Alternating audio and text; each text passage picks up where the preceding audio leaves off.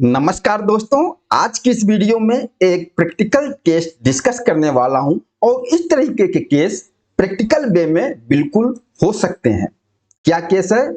हमने किसी कस्टमर को गुड्स सेल किया और इनवॉइस ई-वे बिल के साथ गुड्स कस्टमर के प्लेस पर पहुंच भी गया, लेकिन कस्टमर ने पूरा गुड्स ही रिजेक्ट कर दिया, एक्सेप्ट करने से मना कर दिया और मैंने उस गुड्स को वापस भी नहीं लाया, उसी गुड्स को किसी दूसरे कस्टमर को सेल कर दिया। अब यह पूरा प्रोसेस, इसकी अकाउंटिंग और जीएसटी में क्या ट्रीटमेंट होगा, इस चीज को हम समझने वाले हैं और यह पूरा ट्रांजैक्शन हम एग्जांपल के साथ देखते हैं। आइए, मान लीजिए मैं कस्टमर हूं, गुजरात में हूं मैं, और मैंने माल सेल किया कस्टमर ए को, जो कि जोधपुर के हैं। इनके नाम मैंने इनवॉइस बनाया, टैक्स इनवॉइस बनाया और ई-वे बिल बनाया, माल भेज दिया। अब कस्टमर ए के पास पहुंचते ही इन्होंने रिजेक्ट कर दिया पूरा माल। अब ये टैक्स इनवॉइस है, 1 लाख सेल्स वैल्यू है, इस पर 18,000 जीएसटी लगा हुआ है। ई-वे बिल इनवॉइस कैंसिल भी नहीं हो सकता, जो कि कस्टमर ए ने रिजेक्ट किया। अब मैं क्या करूंगा? अब इसी माल को हमारा दूसरा कस्टमर है जो कि जयपुर में है, कस्टमर बी, हमने बी को सेल कर दिया। लेकिन इसका ट्रीटमेंट क्या करेंगे? देखिए, बहुत ही सिंपल ट्रीटमेंट है। इसमें सबसे पहले जो हमने ये सेल्स इनवॉइस बनाई है कस्टमर ए के नाम, इसको बराबर करने के लिए हम क्या डाल देंगे? ए के नाम बना देंगे क्रेडिट नोट। क्रेडिट नोट से हमारी एंट्री बराबर हो जाएगी। जैसे क्रेडिट नोट हम बनाएंगे, इस ओरिजिनल इनवॉइस जो टैक्स इनवॉइस है, 27 नंबर इनवॉइस, इसके सामने हम क्रेडिट नोट बना देंगे।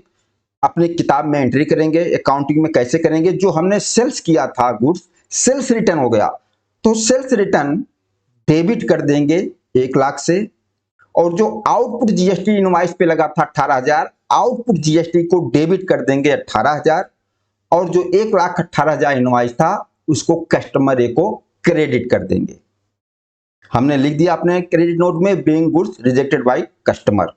अब ये एंट्री डालने के बाद कस्टमर ए का जो लेजर है हमारे बुक्स ऑफ अकाउंट में बराबर, कस्टमर ए का आईटीसी भी रिवर्स हो जाएगा, क्योंकि इनवॉइस और क्रेडिट नोट की एंट्री करने के बाद उनका भी लेजर बराबर, और यहां हमारी जो लायबिलिटी थी, लायबिलिटी भी बराबर। ये एंट्री क्लियर। अब इसी माल का हम नया इनवॉइस बना देंगे कस्टमर बी के नाम। ये देखिए, अब नया सेल्स इनवॉइस बना देंगे जो कस्टमर बी को हमने बेचा। लेकिन यहां पर एक चीज ध्यान देना, जो ई-वे बिल हम बनाएंगे, ई-वे बिल में bill from dispatch from he select करेंगे। क्यों? क्योंकि मैं तो गुजरात में हूं, बिल तो गुजरात से ही बना रहा हूं, बिल फ्रॉम में गुजरात का एड्रेस आ जाएगा, लेकिन माल जो डिस्पैच हो रहा है वह मिस्टर ए के प्लेस से हो रहा है, जो कि जोधपुर। तो डिस्पैच फ्रॉम में हम मिस्टर ए का नाम और वहां का एड्रेस जोधपुर दिखाएंगे, वहां का पिन कोड डालेंगे, फिर डिस्पैच हो रहा है जोधपुर से, कहां जाएगा? जयपुर, जो नया इनवॉइस बनाया हमने कस्टमर बी के नाम। दोस्तों, इस तरीके से ये ट्रांजैक्शन हो जाएगी। और जो पूरा रिकॉर्ड है, क्योंकि हमने जो पूरा माल सेल किया उसके सामने पूरा सेल्स रिटर्न का क्रेडिट नोट बना दिया, एक्चुअल में यह गुड्स हमारे पास रिटर्न आया नहीं, इसी गुड्स को हमने सेल कर दिया मिस्टर बी को जयपुर, और बिल फ्रॉम डिस्पैच फ्रॉम में ई-वे बिल बनाया। तो ये रिकॉर्ड हम अपने रख लेंगे फाइल में। इन फ्यूचर अगर इस क्रेडिट नोट को लेकर कोई इंक्वायरी भी आती है, कोई क्वेरी आती है, तो पूरा मैटर हम एक्सप्लेन कर सकते हैं, एविडेंस दिखा सकते हैं, पूरा डॉक्यूमेंट्स दिखा सकते हैं कि इस तरीके से ट्रांजैक्शन हुई है। बाकी आप लोग बताना यह वीडियो आप लोगों को कैसा लगा। नमस्कार, धन्यवाद।